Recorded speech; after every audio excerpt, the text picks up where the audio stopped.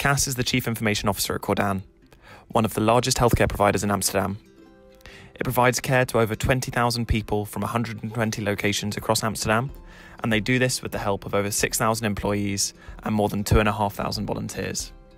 That means they're managing around 7,000 email accounts across 10,000 devices. To protect the organisation's people, sensitive data and networks, Cordaan has deployed Tessian Guardian, Enforcer and Defender to protect over 6,300 employees on email. So, with all of that in mind, what were some of the pain points or business problems that you wanted to solve with Tessian? So what we were looking at is solutions, technical solutions, which are technologically advanced, I think, while those solutions are user-friendly. And I think the fun thing would be to have actually real interventions from that technology in unsafe behavior. And how had you tried to solve problems involving human error previously? What we had seen is that the most difficult part was actually to getting into the minds of our employees actually in what safe behavior is or isn't. So, and the difficulty I think in healthcare is that what we're stimulating our employees to be service-minded, to help people.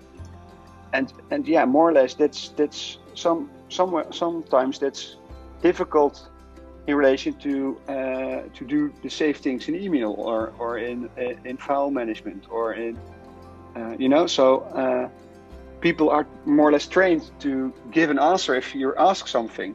So yeah, if someone maliciously asks something in email, people have the tendency to just answer.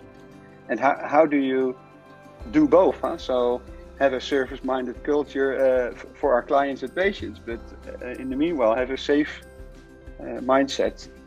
Just to drill down even further, how had Cordaan tried to prevent misdirected emails and data exfiltration specifically? We try to do the all standard stuff. So standard email security, standard spam filtering. I think we do have a more or less good incident management process in which if we see strange stuff, we are noticing people. But yeah, that's reactive. So that's more or less. I think we did see that wasn't effective enough. So I think we did a lot, but the thing is that it wasn't real time or just in time, because and therefore it was reactive. So we were looking to do more proactively in warning people just in time. But I think also it's also about awareness. So people can read, and so other measures were like all kinds of procedures and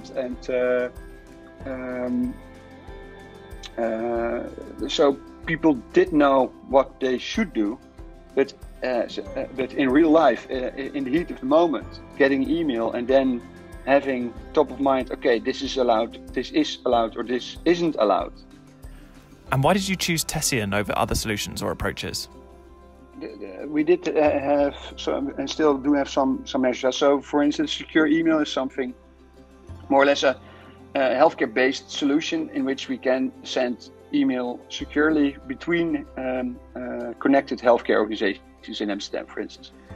So actually, that does work, but the thing is that you can still send an email by mistake safely then, so you can still send encrypted content which is not intended for the recipient, and so we didn't have any mechanism in place that would point out that you're making a mistake. For instance, we did see that a lot of data leak reports were about sending stuff to the wrong recipient.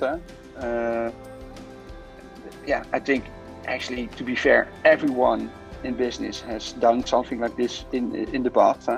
I think getting real analysis of email and real artificial intelligence about behavior as implemented in the Tessian technologies. We'll also find stuff which we actually didn't know until now, and in the future. It is also something which a part of policing rules. It's also getting information about behavior which we didn't have. For instance, even how much email is going out there and coming in.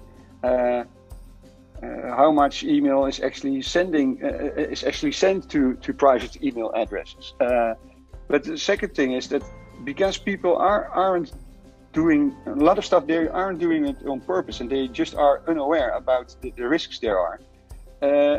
I think it's nice that you could have more leveled or nuanced approach in the response, in the intervention. So you could say with these kinds of technology, you could say, hey, you're sending this. Are you sure you want to send this? And if it's really bad, you can just block it. So like a pop-up, like this is blocked because it's really bad.